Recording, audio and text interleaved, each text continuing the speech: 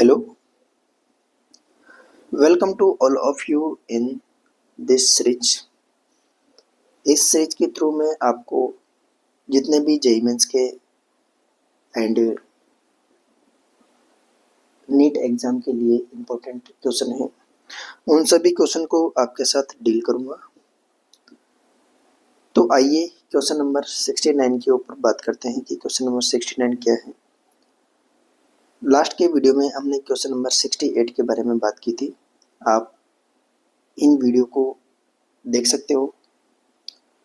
A body A starts from rest with an acceleration a1. After 2 seconds, another body B starts with an acceleration a2. If they travel equal distance in 5th second after the start of A, then A2 equal to A1 के बारे में बात की गई। A1 raise to A2 कितना होगा उसके बारे में बात की गई। क्वेश्चन क्या दिया गया है, if they travel equal distance in 5th second after the start of A, then ratio of A1 तो मुझे A1 अपॉन A2 निकालना है। देखिए एक बार, बहुत ही सीधा सा क्वेश्चन है।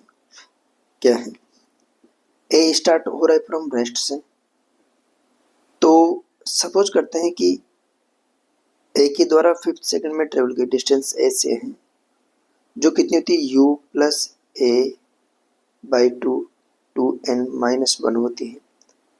S1 S A 5th second which is equal to 0 plus a1 by 2 into 2 into 5 minus 1 जो 9 by 2 a1 के इक्वल होगी एस ए 5th। ठीक है, एंड देखिए एक बार, ए के 2 सेकंड के बाद कौन सी कार स्टार्ट होती है, ए से 2 के बाद बी वाली स्टार्ट होती है।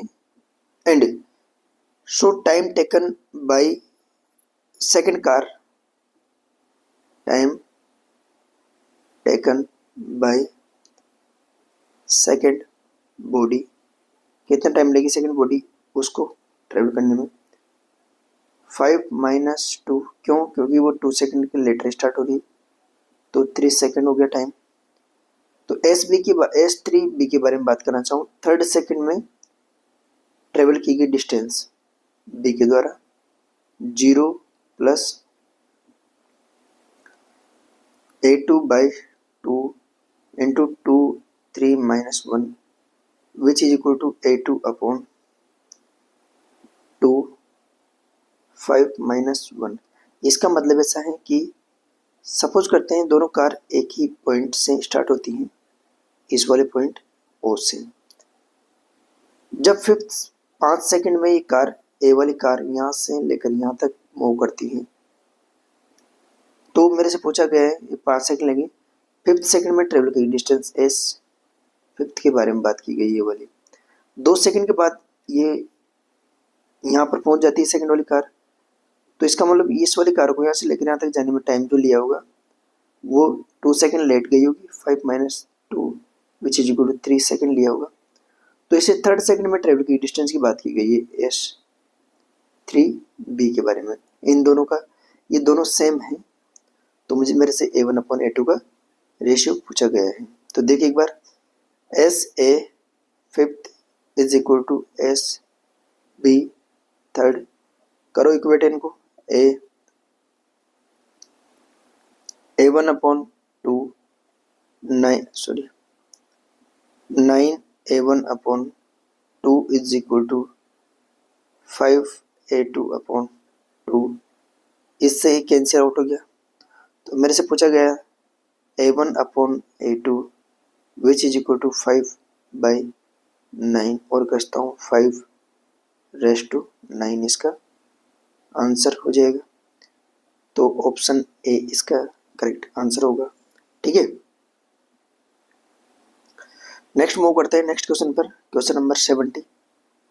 क्वेश्चन नंबर 70 क्या बोलता है देखिए एक बार। The motion of a particle is described by the equation v is equal to u, v is equal to at से किसी पार्टिकल की मोशन को डिस्क्राइब किया जाता है।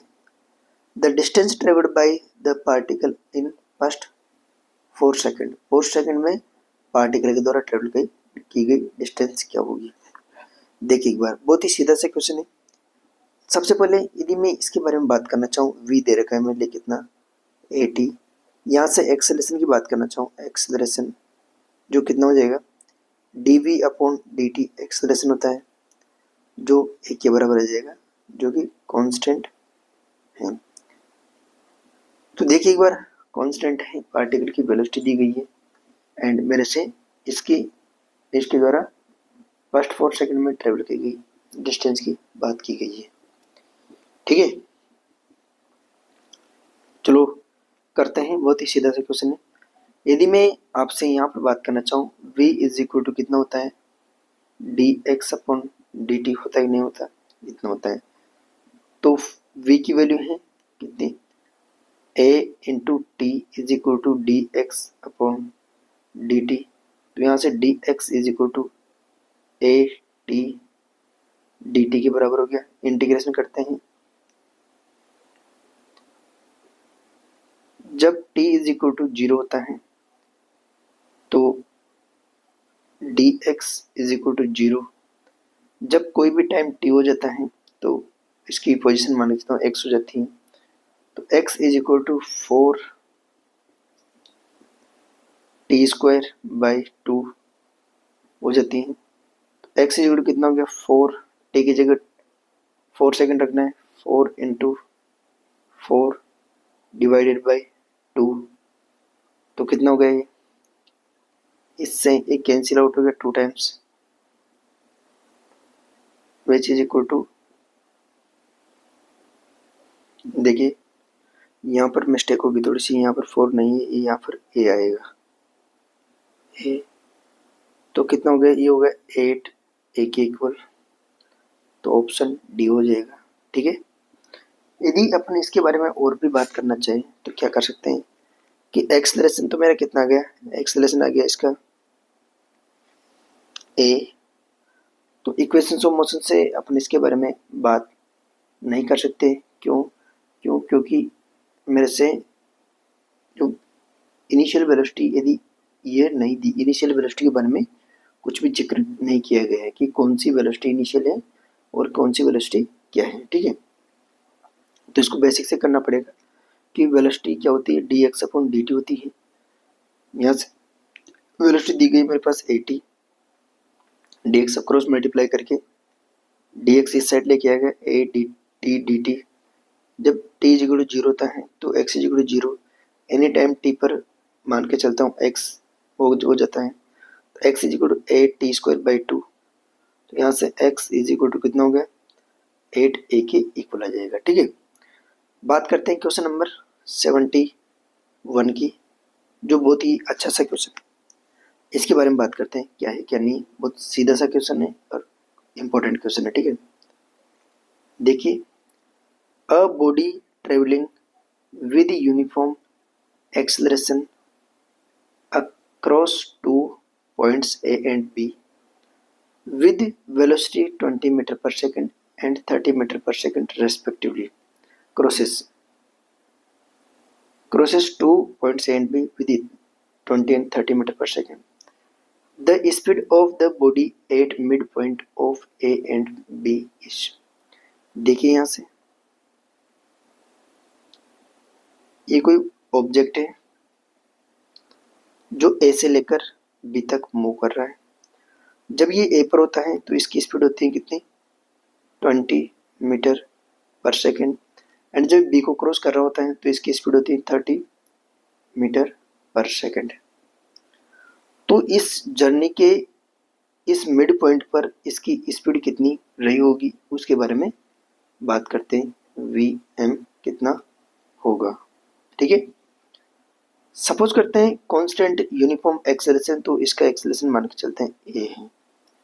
ठीक है, चलिए देखिए एक बार, सपोज करते हैं ए एंड बी के बीच में ये टोटल डिस्टेंस एक्स मूव करता है,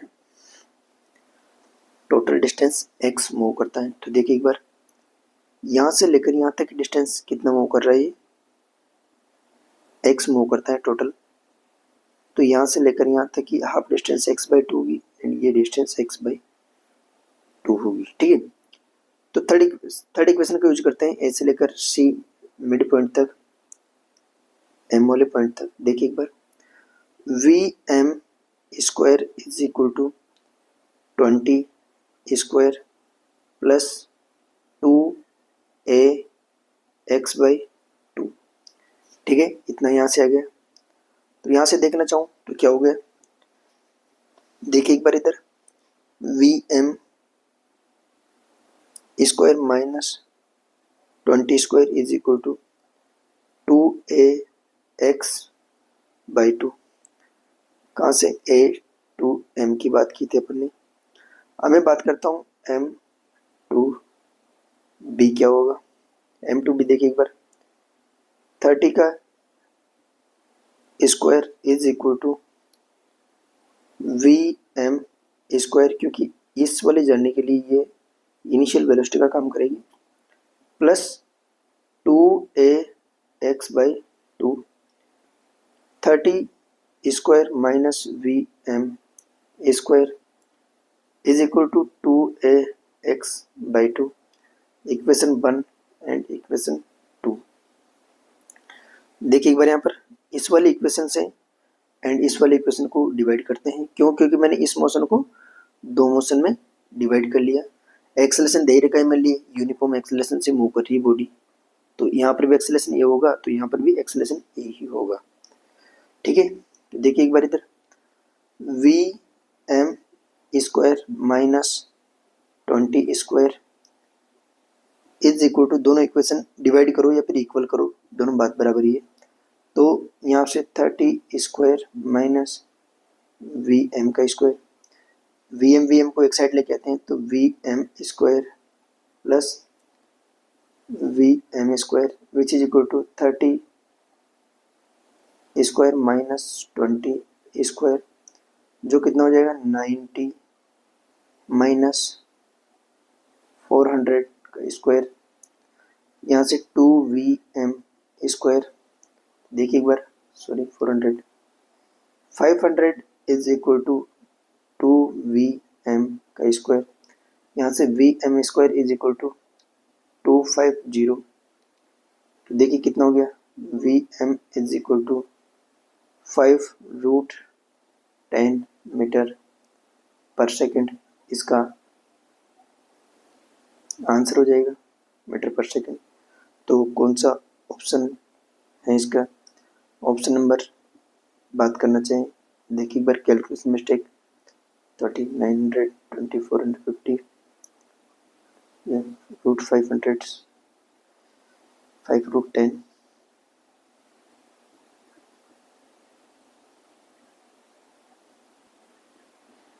हेलो, देखिए एक बार, थोड़ी सी कैलकुलेशन मिस्टेक है यहाँ पर। ये 20 जब इधर जाएगा तो प्लस आएगा, प्लस यहाँ पर 500 ना आकर इतना आएगा। इसको जब और सिंप्लीफाई करेंगे तो 650 आएगा, और सिंप्लीफाई करेंगे तो √650 which is equal to 25 metre per second के बराबर आएगा। तो ऑप्शन बी इसका करेक्ट आंसर होगा। तो रेस्ट नेक्स्ट वीडियो में देखते हैं।